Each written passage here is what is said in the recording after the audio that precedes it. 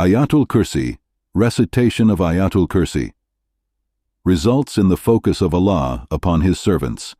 In the name of God, the All-Merciful, the Most Compassionate. Allah, there is no God except Him, is the Living One, the All-Sustainer. Neither drowsiness befalls Him nor sleep. To Him belongs whatever is in the heavens and whatever is on the earth. Who is it that may intercede with Him except with His permission?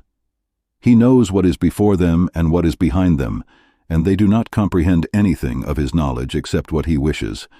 His seat embraces the heavens and the earth, and He is not wearied by their preservation, and He is the All-Exalted, the All-Supreme. There is no compulsion in religion. Rectitude has become distinct from error.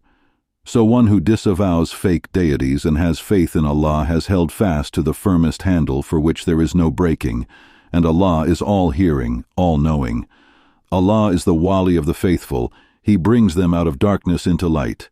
As for the faithless, their awliya are the fake deities, who drive them out of light into darkness.